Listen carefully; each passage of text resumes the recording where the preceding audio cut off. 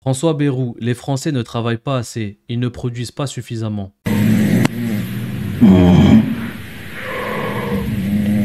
Manuel Bompard a donné une véritable leçon à cet économiste. Écoutez, l'ordre de grandeur n'est pas le même, mais il faudrait comparer justement les chronologies. On a probablement quelques années de retard par rapport à la Grèce et à l'évolution de la détérioration incroyable des finances publiques qu'est la sur l'urgence, sur le degré d'urgence. Mais on approche du point de non-retour, ça c'est sûr, celui qu'on appelle le point de l'emballement, c'est-à-dire le point à partir duquel les intérêts de la dette finissent par dévorer toutes vos marges de manœuvre.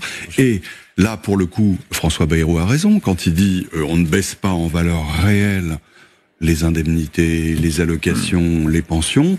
Mais si vous laissez se détériorer les finances publiques, il y a un moment où vous êtes obligé de faire ça. Bon, d'abord, le constat alarmant que vous décrivez, je ne m'y retrouve pas du tout. Est-ce que vous savez, monsieur Langlais, qu'en 2030, en France, la charge de la dette publique sera inférieure à ce qu'elle était en 2000 ?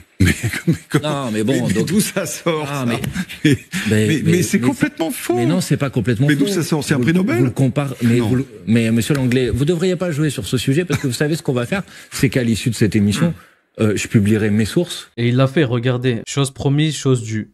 Regardez, la charge d'intérêt de la dette publique. Là aussi, même si c'était pour les journalistes de BFM, ça le vaut aussi pour les journalistes Langlais. Comme convenu ce soir sur BFM, je vous envoie l'évolution de la charge de la dette en France depuis 1980 selon l'INSEE. Puisque vous avez contesté en direct mes propos sur le fait que la charge de la dette était plus faible aujourd'hui qu'en 2000, je vous invite à corriger votre mauvaise information. Bonne soirée. De plus, vous avez indiqué sur le plateau que le CICE, 20 milliards aux entreprises sans contrepartie, aurait permis de créer 1 million d'emplois. Cette affirmation est totalement démentie par le rapport de France Stratégie de 2020. Mais non, mais sur les réseaux sociaux, et vous publierez les votes, parce que sinon c'est un peu facile, vous voyez. Mais attendez, voilà ce que je suis en train en de 2000, dire. la dette était beaucoup plus basse qu'aujourd'hui. En pourcentage du PIB, en pourcentage de la richesse qu'on produit chaque année, je vous dis que la charge de la dette, y compris en 2030, sera plus faible que ce qu'elle était, y compris dans les années... Tout dépend du scénario que vous prenez. Aujourd'hui, elle ne cesse tel que c'est prévu aujourd'hui, premièrement. Deuxièmement, monsieur Langlais, la situation en Grèce, moi je veux bien qu'on fasse des comparaisons, mais le déficit en Grèce au moment où ont été mis en place les plans d'austérité était de 15%. D'accord ? Donc à un moment, faut pas non plus raconter n'importe quoi. Par contre, ce qui est vrai, c'est que la recette qui est aujourd'hui choisie par monsieur Bayrou est une recette assez proche de celle qu'on a eue en Grèce, où ça s'est traduit par une hausse de la TVA, une baisse du SMIC, etc. Mais quel a été le résultat économique des mesures d'austérité en Grèce ? Les mesures d'austérité en Grèce, elles se sont traduites par le fait qu'un quart du PIB s'est évaporé. Vous me parliez tout à l'heure d'impact sur la croissance. Et c'est ce que je vous disais tout à l'heure. Le problème, c'est que l'austérité budgétaire, elle produit de la récession économique. Et comme elle produit de la récession économique, elle se traduit par moins de recettes fiscales. Et comme elle se traduit par moins de recettes fiscales, eh ben, il faut encore plus d'austérité budgétaire. Donc, pardon, mais si le modèle de monsieur Bayrou, c'est la Grèce, eh ben, précisément les recettes qu'il propose, il devrait vraiment pas appliquer celles qui ont été appliquées à la Grèce. François Bayrou propose de supprimer 2 jours fériés pour économiser 2 milliards d'euros. Mais dans le même temps, la famille Arnault a touché 3,1 milliards de dividendes non taxés en 2024. Les actionnaires ont détourné 100 milliards l'an dernier. Les grandes entreprises ont perçu 211 milliards d'aides publiques sans aucun contrôle, l'équivalent de 60 jours de travail gratuit au nom de la solidarité. Les Français travaillent déjà plus que leurs voisins OCDE et que 5% des salariés ne prennent même aucun congé annuel. Alma Dufour, député LFI, qui tweet « Le discours d'orientation budgétaire de Bayrou, c'est Éric Coquerel qui le résume le mieux. » Alors bien sûr, pendant longtemps, on ne voit pas le risque, on s'en accommode, on détourne les yeux. François Bayrou demande un effort aux malades pour réduire la dette. Trop de médicaments sont consommés, selon le Premier ministre. Mais c'est une blague. Même entre eux, ils ne sont pas d'accord. Alerte archive. En 2019, quand Macron expliquait que supprimer les jours fériés n'était pas efficace. On a déjà essayé, ça n'a pas très bien marché, ce n'est pas clair. Ensuite, est-ce qu'il faut revenir sur des jours fériés? Moi, je ne suis pas favorable à cette méthode. Je ne suis pas favorable parce qu'on a déjà essayé, parce que ça n'a pas très bien marché, parce que c'est pas clair, parce que c'est une complexité absolument abyssale pour tout le monde et parce que, à la fin, ça renvoie à des complexités, les entreprises ne le font pas de la même manière, il faut que ce soit optionnel. Nous adorons les débats, moi aussi, mais si on pouvait s'économiser en plus le débat de savoir quel jour férié on choisit, ce serait formidable. Je ne crois pas que ce soit le plus efficace. Aymeric Caron, supprimer des jours fériés, le degré zéro de l'imagination politique, un contresens absolu de l'histoire, la soumission pathétique au capital prédateur. Il faut réduire le temps de travail. L'inverse est une stupidité sans nom. Vous voulez taxer les gens très aisés, ils partiront, vous n'aurez pas vos 20 milliards. Dans la taxe Zuckman, il y a un dispositif anti-exil fiscal qui fait que si des gens partent, ils continuent de payer l'impôt en France. Donc en fait, ils ne peuvent pas partir. Oui, allez-y, Bruno. Vous voulez taxer des gens des gens riches, des gens aisés, très aisés, qui partiront. Mais non, mais les entreprises, quelle assurance vous avez que ces personnes-là vont rester? Je vais vous répondre. Vous allez voir, je vais vous surprendre. Donc vous les aurez pas, vos 20 milliards. Attendez, vous les aurez pas. Monsieur Jeudi, le problème c'est que vous n'avez pas travaillé avant l'interview, ça c'est fatigant. Vous faites à chaque fois le coup du mépris. Allez-y. À chaque fois vous faites le coup. Non, mais je vais désagréable. Mais je vais vous dire pourquoi. Mais je suis pas du tout désagréable. Vous êtes désagréable. Mais je vais vous dire pourquoi. Parce que dans la taxe Zuckman telle qu'elle a été proposée à l'Assemblée nationale, il y a un dispositif anti-exil fiscal qui fait que si des gens partent pendant 5 ans, ils continuent à s'acquitter de l'impôt en France. Donc en fait, ils ne peuvent pas partir parce que s'ils partent, eh ben les impôts vont continuer à les poursuivre. Comme par exemple, vous faites la moue. Mais les États-Unis le font. Et nous, on pourrait pas le faire. Les États-Unis peuvent le faire et nous, on pourrait pas le faire. Donc, pardon, monsieur, je dis, c'est pas pour être déplaisant avec vous. Mais manifestement, ce détail-là, vous avez échappé. Sauf qu'aux États-Unis, vous n'avez pas le même niveau, le même niveau de dépenses sociales, le même niveau. Il y a une dette plus importante qu'en France, mais ça n'a pas l'air de vous déranger, ça. Sur les suppressions de postes dans la fonction publique, il est bon part. La question, c'est au regard de la nécessité pour les citoyens d'avoir des services publics de qualité qui fonctionnent bien. Mais vous pensez véritablement que la qualité du fonctionnaire dépend des moyens dont il dispose et du nombre de fonctionnaires qui sont en travail. Il peut y avoir un problème de management, il peut y avoir un problème d'organisation, il peut y avoir aussi un problème de motivation. De tâches. Monsieur, franchement, avec tout le respect que j'ai pour vous, mais... Ça existe dans l'entreprise, vous savez. Dans l'entreprise, je sais. On ne raisonne pas simplement en termes de moyens. Je veux bien, mais vous pouvez faire le management et la motivation que vous voulez. S'il n'y a pas suffisamment de professeurs devant les écoles à l'école, il va manquer des professeurs. S'il n'y a pas suffisamment de soignants à l'hôpital pour soigner les gens, vous pouvez faire le management que vous voulez. Et les gens, il faut qu'ils soient soignés par des gens. Et des policiers aussi, municipaux. Mais des policiers aussi, monsieur Barbier. Mais précisément, c'est pas moi, c'est monsieur Sarkozy, je le disais, qui a supprimé 10 000 postes de policiers quand il était président de la République. Donc, pardon, moi je veux bien qu'on vienne de me donner des leçons sur ce sujet, mais en l'occurrence, il ferait mieux de balayer devant sa propre porte. Vapoter dans un lieu public est sanctionné par la loi d'une amende, sauf pour la borne, bien évidemment. Possible les changements nécessaires et qu'on laisse dériver les choses. Tout ce désordre créé par Bayrou, c'est Pascal Légitimus des Inconnus qui en parle le mieux. Et il y a un problème, hein. Il y a un problème, là. J'ai regardé l'allocution de monsieur Bayrou, là, le Premier ministre. Il est sympathique, le gars. Et ouais, il propose qu'il enlève les jours fériés, les 8 mai, et puis un autre jour comme ça. Bon, pour travailler plus, gagner plus d'argent. J'ai pas de problème, moi, avec ça, hein, franchement. Mais à ce moment-là, le mec aussi, il essaye de nous rapatrier tout l'argent des paradis fiscaux. Il y a du pognon, hein. Et puis, il supprime les indemnités des sénateurs, des députés, des ministres et tout ça, qui ont des 14e mois, 16e mois, plus les pensions, plus les trucs là, ils ont les restaurants gratuits, ils ont des chauffeurs, des secrétaires et plus des... Putain, moi, j'ai pas de problème avec ça. Moi, je veux bien, mais à ce moment-là, on est tous au même niveau, quoi. Moi, je vais bien faire des efforts, mais s'il fait pas d'efforts, le gars, il y a un truc qui va pas, il y a un problème, hein. Voilà, je propose des petites bricoles, peut-être que ça peut le faire. Je vais pas foutre la merde, hein. Mais à ce moment-là, les gars, putain, c'est chaud, hein. Il y a des problèmes, hein. Alerte info. Le fisc a effacé 320 millions de pénalités pour Vivendi, propriété de Vincent Bolloré. Vivendi avait commis une erreur délibérée, lui ayant permis de payer 800 millions d'euros d'impôts en moins. Cette faute aurait dû être sanctionnée par une pénalité, le canard enchaîné, pendant que ça demande à la plèbe d'être solidaire en bossant 2 jours de plus par an. Philippe Pasco, auteur du livre Pilleurs d'État, encore et encore. Les conflits d'intérêts dans le gouvernement Macron, j'en ai jamais vu autant depuis 1958. Je suis désolé, mais les conflits d'intérêts dans le gouvernement Macron, j'en ai jamais vu autant depuis 1958. Je vais vous donner un petit exemple bien précis et bien simple que j'ai référencé aussi. Je ne fais que dans le factuel, hein. Je ne parle que si j'ai les preuves. En 2018, c'était pas loin après mai 2017, il y avait déjà dans le gouvernement Macron 21 ministres qui avaient eu affaire au fisc. 21 ministres. Et Dieu sait si le gouvernement Hollande, j'avais déjà référencé 30% des membres du gouvernement Hollande qui avaient eu affaire à la justice et au fisc. Aujourd'hui, vous savez à combien j'en suis pour sous les gouvernements Macron successifs? Non. 60% des membres du gouvernement Macron successif ont eu affaire au fisc ou à la justice. C'est ça, une moralisation de la vie politique? C'est ça qu'on nous a promis? C'est ça qu'on nous a annoncé? Eh ben, je vous annonce une grande chose. En 2025, c'est pot de balle. Tiens, Jean-Luc Mélenchon aurait-il encore raison avant tout le monde? Le propre des gens qui ont peu, c'est qu'ils dépensent ce qu'ils ont. Ils font pas d'État. Ils accumulent pas.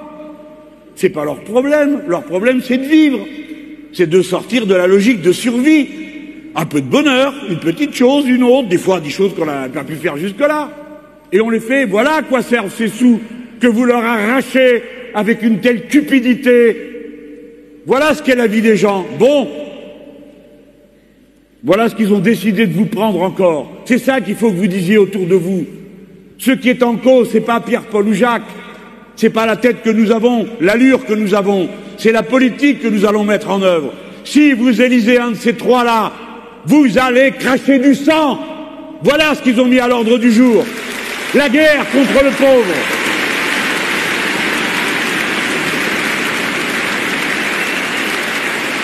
Rima Hassan, la France a besoin d'une révolution. Un haters qui lui répond: on adore les révolutions quand on idolâtre le djihad et les régimes dictatoriaux, mais la France a surtout besoin d'apaisement. Et Rima Hassan qui lui répond avec cette photo, avec Emmanuel Macron qui a un livre sur la révolution. Révolution, c'est notre combat pour la France. Une auditrice infirmière en a marre et appelle à mettre les députés et les ministres à 2000 € pour voir ce que ça fait de travailler et de devoir tout payer. Bonjour à tous. Soyez la bienvenue sur RMC. Vous êtes infirmière, bonjour, je crois. Oui, c'est ça. Je suis infirmière depuis maintenant 30 ans. Hein. Et j'ai bondi de mon siège hier soir. Parce que on nous demande de faire des économies. Comme moi, je dois faire des économies, je réduis sur mes dépenses, à savoir mes loisirs, la bouffe. Je peux pas réduire sur l'essence parce qu'il faut que j'aille travailler. Je peux pas réduire sur mon crédit voiture parce que je dois le solder, etc. Et Monsieur Macron et son gouvernement ne trouvent pas de solution pour réduire la dette, pour trouver 43 milliards 43 milliards d'euros pour soi-disant réduire la dette. Moi, j'ai une solution pour vous. Hein. J'ai une solution pour eux. C'est simple. Tous les députés, tous les ministres, que ce soit Premier ministre ou tous les ministres, là, tous ces gens-là qui travaillent pour le gouvernement, vous les mettez tous à 2000 € net par mois. Vous supprimez les véhicules de fonction. Vous supprimez les chauffeurs. Vous supprimez tous les avantages qu'ils ont. Ils vont devoir payer leurs moyens de transport pour aller travailler, payer leur bouffe comme nous, tous Français, faisons. Là, il y aura des économies. Alors, Valérie, je vais être très honnête avec vous. Malheureusement, on n'arrive même pas aux 43 milliards. Mais attendez, je voudrais quand même poser la question à Mathieu Lefebvre. Oui, mais attendez, il va économiser quoi? 5 milliards avec les 2 jours les 2 jours fériés. Moi, tous les jours fériés, je travaille. Tous les jours fériés, je travaille. D'accord? Valérie, simplement pour que Mathieu Lefebvre ait le temps de répondre, parce que je voudrais être très clair. Depuis ce matin, on a eu plein d'appels sur plein d'aspects différents des annonces de François Bayrou. Mais tout le monde termine par « on veut ». De l'effort aussi du côté, non pas de l'État, hein, des élus et des ministres, même si c'est symbolique. Alors je ne sais pas si vous allez tous passer à 2000 € sans chauffeur et sans avantage, mais vous l'entendez quand même, cette exigence de justice. Je l'entends parfaitement et tout le monde doit se serrer la ceinture, les élus, les ministres, absolument. C'est la raison pour laquelle l'Assemblée nationale a décidé de geler sa dotation. On dit année blanche, mais c'est aussi année blanche pour l'Assemblée nationale. Maintenant, il faut pas se leurrer. Même si tous les parlementaires étaient payés au SMIC et même si leurs frais d'essence n'étaient plus remboursés, on n'aurait pas résolu le problème de la dette publique dans notre pays. Mais j'entends la nécessité que l'effort soit partagé et Madame a parfaitement raison. Mais il faut aussi se rendre compte que nous avons une dépense publique qui grimpe de 60 milliards d'euros par an. Donc même si on faisait ça, on ne serait pas à la hauteur des efforts nécessaires. Gros cas, ça ferait combien d'économies si on met tous les ministres et députés français à 2000 net par mois? En supposant 577 députés à 5 950 € net par mois et 40 ministres à 8 300 € net par mois en moyenne, passer à 2000 € net économiserait environ 30 millions d'euros par an sur les salaires seuls, hors indemnités et avantages. Cela reste hypothétique et néglige les impacts sur l'attractivité des postes. Plus les sénateurs et anciens ministres présidents à la retraite, en ajoutant les 348 sénateurs à 5 676 € net par mois, économie supplémentaire d'environ 15 000 millions par an. Total, 45 millions d'euros avec députés et ministres. Bref, encore de la manipulation psychologique. Alors que vient-il de faire en clair pour que vous compreniez bien? Je vous détaille le fonctionnement. C'est ni plus ni moins qu'une technique de manipulation classique, l'épouvantail et le leurre. Quand François Bayrou propose de supprimer 2 jours fériés, il utilise ce qu'on appelle en psychologie sociale une technique de diversion ou d'épouvantail, parfois appelée technique du pied dans la porte inversée ou leurre sacrificielle. Comment ça fonctionne? On avance une proposition choquante, inacceptable. Ici, supprimer 2 jours fériés. Cela provoque une réaction immédiate, des émotions fortes, colère, rejet, indignation. Deuxièmement, la population se focalise sur ce point précis, se mobilise contre lui, croit mener une bataille sur ce sujet. Ensuite, le gouvernement reculera sur ce point volontairement en donnant l'impression d'avoir entendu le peuple. Finalement, on ne supprimera qu'un jour férié, ou aucun. Et pendant ce temps, les autres mesures injustes ou antisociales passent plus facilement, car elles paraissent moins graves en comparaison. Exemple, allongement du temps de travail, baisse des prestations sociales, etc.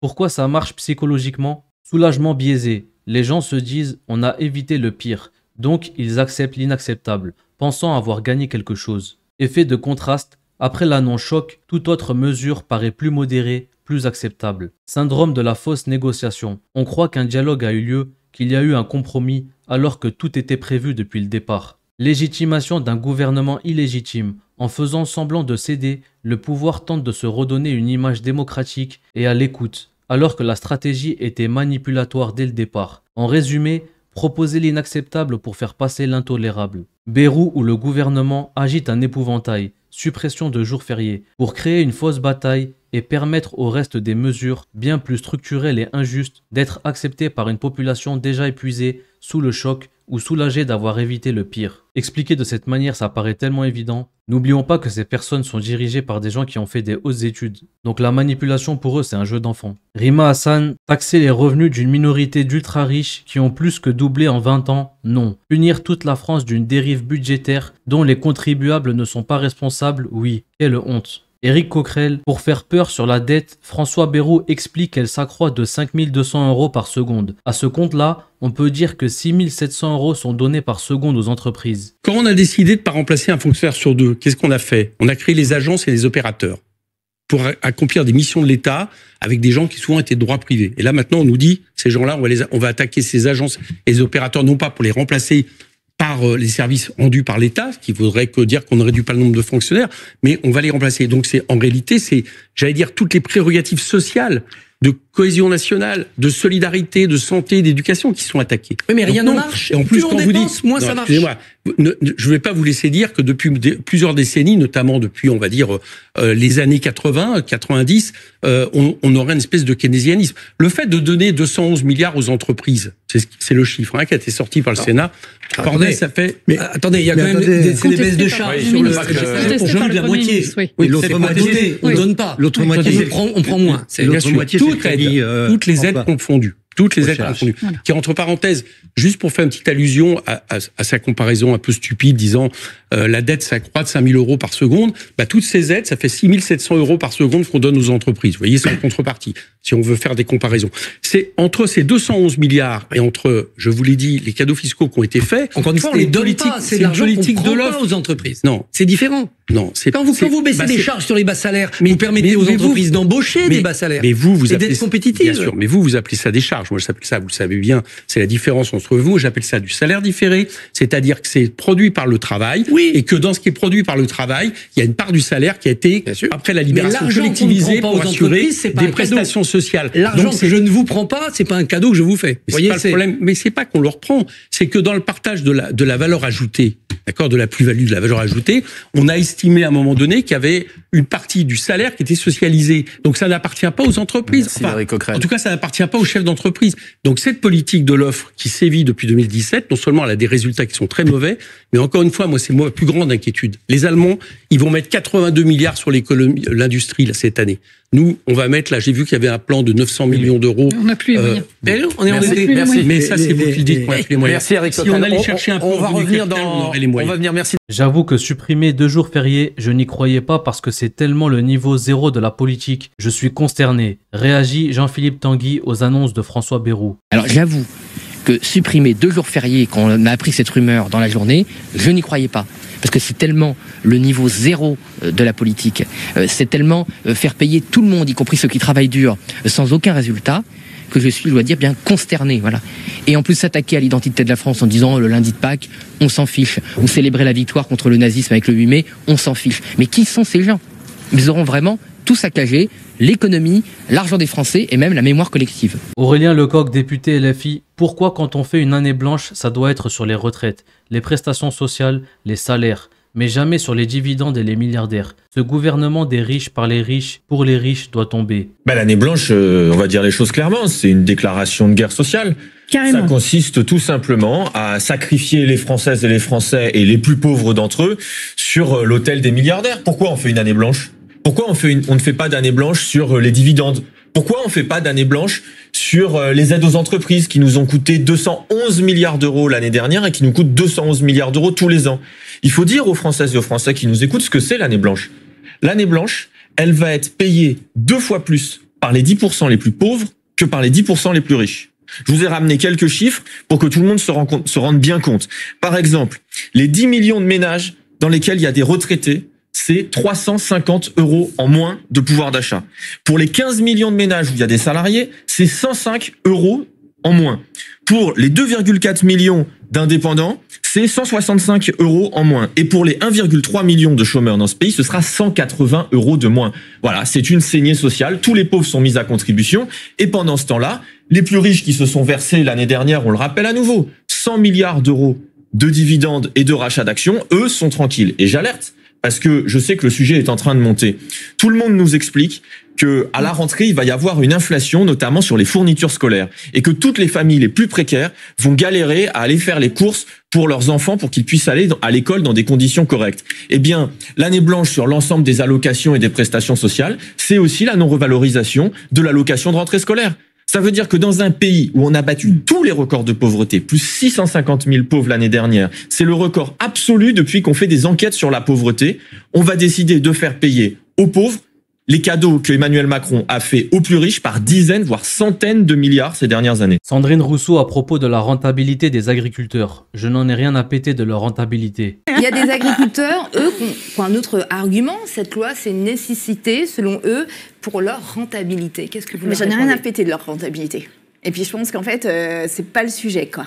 La rentabilité de l'agriculture par des produits chimiques au détriment des sols, de la biodiversité, de notre santé, c'est pas de la rentabilité en fait, c'est de l'argent sale. Le pire parasite de France nous traite de fainéants alors que c'est nous qui lui payons ses bouffes à 1000 balles par tête. Quelle ingratitude. Il est bon part. La suite. C'est sans doute la plus emblématique, celle qui fait couler beaucoup d'encre depuis plusieurs heures maintenant, cette suppression souhaitée par François Bayrou de 2 jours fériés. Tout à l'heure, on faisait un point sur l'ensemble des jours fériés, on est à 11 aujourd'hui en France. Vous dites quoi? Vous dites, comme vous l'avez dit précédemment, c'est une folie de supprimer ces 2 jours-là? C'est évidemment une manière de faire reposer l'effort sur l'ensemble des Françaises et des Français pour une recette pour le budget de l'État assez faible. On parle de 4 milliards d'euros sur un an. Et juste pour l'anecdote, pour vous montrer la dimension symbolique quand même de cette mesure, c'est à peu près le manque à gagner dû à la suppression de l'impôt de solidarité sur la fortune en France. C'est-à-dire qu'en gros, on a supprimé l'impôt de solidarité sur la fortune en France. Donc on a un manque à gagner du point de vue du budget de l'État de 4 à 5 milliards d'euros. Et aujourd'hui, on va voir les Français, on vous dit maintenant, c'est à vous de travailler 2 jours fériés. Lui, vous répondrez, vous direz, mais en fait, la situation est tellement complexe que sur 43 milliards 800 millions, moi, 4 milliards, 5 milliards, 6 milliards peut-être, c'est énorme. Alors voilà ce que je lui répondrai. Pourquoi la situation est complexe? Qu'est-ce qui a produit la situation de déficit dans laquelle on est aujourd'hui? Parce que moi, depuis tout à l'heure, j'entends des commentaires sur les plateaux qui s'appuient sur un diagnostic erroné. Depuis qu'Emmanuel Macron est arrivé au pouvoir en 2017, les dépenses publiques, les dépenses de l'État, elles sont à peu près au même niveau en proportion du PIB. Ce qui a produit le déficit, les 5,45% de déficit, aujourd'hui, c'est la baisse des recettes de l'État. Ce qui a baissé depuis qu'Emmanuel Macron est arrivé au pouvoir en 2017, c'est les recettes. En pourcentage du PIB, ils ont diminué quasiment de 3 points. Pourquoi? Parce qu'Emmanuel Macron a fait des cadeaux, je parlais de l'impôt de solidarité sur la fortune, cadeaux en grande majorité à destination des plus riches, des grandes entreprises. Ça a produit une situation de déficit. Et aujourd'hui, M. Bayrou vient nous voir et nous dit, bon, bah maintenant qu'on a fait des cadeaux aux plus riches et aux grandes entreprises... Et lui vous dira, c'est la politique de l'offre que j'ai souhaitté pour attirer de l'étranger, pour essayer de relancer une économie réindustrialisée aussi. C'est sans doute ce qu'il me dirait, effectivement. Mais je pense que maintenant, on a un recul sur la conséquence de cette politique. Il y a 15 jours, on a appris que la France a atteint un record historique du nombre de personnes qui vivent sous le seuil de pauvreté en France. Le chômage repart à la hausse. La part de l'industrie dans le PIB est inférieure à 10%. C'est un résultat historiquement bas. Donc moi, je veux bien qu'ils me disent ça. Mais sauf que sa politique, elle se traduit par un fiasco, un échec. Et justement, précisément, vous avez raison, ce que je regrette, c'est que j'ai l'impression d'un pays qui va dans le mur et d'un Premier ministre qui accélère en klaxonnant. Bah pardon, mais moi je pense qu'on peut s'attendre au contraire, hein, et on pourrait demander, exiger un changement de politique. D'ailleurs, je voudrais dire, et c'est une dernière chose quand même, quel est le mandat populaire dont dispose Monsieur Bayrou pour mettre en œuvre cette politique? Il y a eu des élections législatives l'année dernière. C'est pas les mesures proposées par Monsieur Bayrou qui ont eu une majorité des votes des Françaises et des Français. C'est pas vrai. Personne n'a eu de majorité absolue. Ça c'est vrai. Mais même relative. Même relative, ça n'existe pas aujourd'hui dans l'Assemblée nationale. Majorité relative, enfin pardon. Vous êtes ça n'existe plus la majorité relative. Plus. Non, parce que je sais pas, parce qu'après 2022, les macronistes n'avaient pas de majorité absolue et tout le monde disait qu'ils avaient la majorité relative. Donc quand c'est pour les macronistes, il y a une majorité relative. C'est le bloc central. C'est Horizon, Modem, Renaissance, EPR et puis les LR qui sont dans le gouvernement. Monsieur Barbier, ils sont pas présentés ensemble aux élections. Non, mais ils ont fait une alliance après, c'est valable aussi. A posteriori, sur le dos des électrices et des électeurs, c'est ça. Si vous, ça vous convient, ça vous convient. Ça va pas nous convenir ou pas, c'est pas la question ce soir. Les alliances au Parlement, ça arrive souvent. Je réagis au rebond, mais la question ce soir, c'est que aujourd'hui, M. Bayrou n'a pas de mandat populaire pour mettre en place la politique qu'il est en train de mettre en place. C'est un coup de force. Il a été nommé par le président de la République. Très bien. Mais quels sont les candidats et les candidats qui, dans leur programme aux élections législatives, ont défendu la suppression de 2 jours fériés? Vas-y, dites-moi lesquels. Mais dites-moi lesquels. Ça arrive régulièrement que des mesures soient décidées après des élections. Ah, d'accord. Mais non, mais vous, ça vous convient. Et par ailleurs, où est le coup de force? Il a respecté la Constitution. Non, bon, après vous voulez qu'on refasse ce débat. Et puis surtout, on va avancer. Ce sera j'ai pas de problème à le refaire. On va avancer. C'est pas le sujet du soir. Mais il n'y a pas une démocratie occidentale où la formation politique ce soir. Il y a tellement de choses ce soir. Oui, restons sur les sujets de ce soir. On va essayer d'avancer sur